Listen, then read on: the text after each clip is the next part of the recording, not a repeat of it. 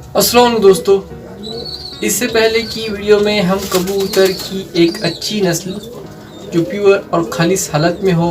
या अच्छी blood line की कबूतर को किस तरह से मेंटेन किया जाता है या किस तरह से चलाया जाता है, इस पर बात की थी। जिस तरह कबूतर की नस्ल कशी के लिए, उन तरीके के नस्ल कशी के लिए कबूतर की लाइन ब्रीडिंग का सहारा लेकर कबूतर को मेंटेन बनाए रखा जाता है या उस तरह के कबूतर को चलाया जाता है। आज की इस वीडियो में जिस नस्ल की हमें ब्रीड लेनी हो, जिससे हमें नस्ल कशी करनी हो, उन कबूतरों को इनब्रीडिंग के ज़रिए किस तरह से बनाया जाता है या मेंटेन किया जाता है, इस पर बात करेंगे। जैसा कि इस तरह की ब्रीडिंग के अंदर एक अच्छा नर कबूतर हो, उसी नस्ल से ताल्लुक़ रखने वाली मादा के साथ जोड़ में डाल दिया जाता है और उसका जोड़ा लगाया जाता है। जिस तरह कबूतर के जोड़ा लगाने के अंदर बहुत सारी बातें होती है, जैसे नर कबूतर के जिस्म के स्ट्रक्चर, उसकी ब्लड लाइन, उसी तरह उसकी परवाज़, उसकी वापसी, इन सारी बातों को ध्यान में रखते हुए नर कबूतर लिया जाता है। उसी तरह उसके साथ जोड़े में सही जोड़ा बैठने वाली मादा, जिसके भी सारे जिस्म के पॉइंट मुकम्मल और पूरे हों, वो सारी बातें उस मादा कबूतरी में मौजूद हो जो एक जोड़ में डालने के लिए एक मादा कबूतरी में होनी चाहिए। उस तरह से उन बातों का ध्यान रखते हुए कबूतर का जोड़ा डाल दिया जाता है और इनसे बच्चे लिए जाते हैं। अब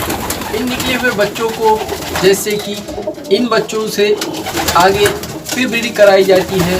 और इनके बच्चे लिए जाते हैं। तो 3 झोल हमने लिए हो तो पहली झोल के नर कबूतर के साथ तीसरी झोल की मादा कबूतरी, इनके बीच जोड़ा डाल दिया जाता है और इनसे निकलने वाले बच्चे फिर वापस से अपने दादा या नाना कहे या नानी या दादी कहे, इस तरह की मादा कबूतरी के साथ या नर कबूतरों के साथ आपस में जोड़े लगाकर फिर इनसे ब्रीड बनाई जाती है, इनसे कबूतर लिए जाते हैं। और इस तरह के जो कबूतर होंगे वो बिल्कुल एक ही ख़ानदान के होंगे, क्योंकि इस तरह के ब्रीडिंग के अंदर, इस तरह के कबूतर की नस्ल कशी के अंदर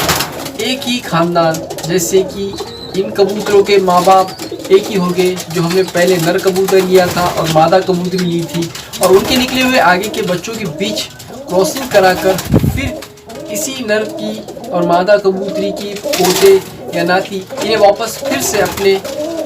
उन कबूतरों के साथ फेर कर, इस तरह से एक ही नस्ल के अंदर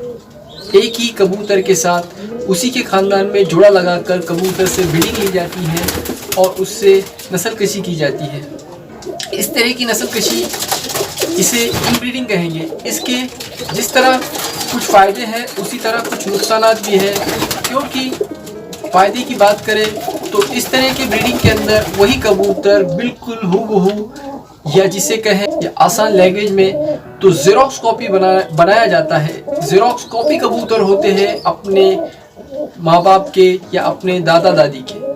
और इसके अंदर जो खामियां होगी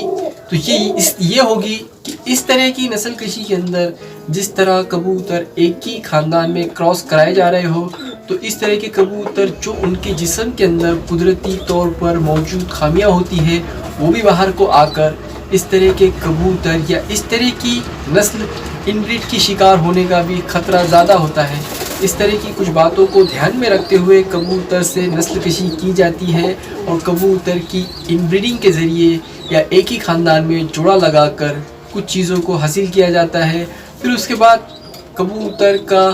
ब्रीडिंग का शौकीन अपने हिसाब से उस कबूतर को फिर किस तरह से चलाए, इसके ऊपर आगे आने वाली नस्ल ध्यान में रखते हुए आगे नस्ल कशी करता है और इस तरह कबूतर की ब्रीडिंग चलाई जाती है। ये हुई कुछ बातें कबूतर के नस्ल कशी की। इससे पहले की कुछ वीडियोस में जैसे हमने कबूतर की लाइन ब्रीडिंग, इनब्रीडिंग और क्रॉसिंग,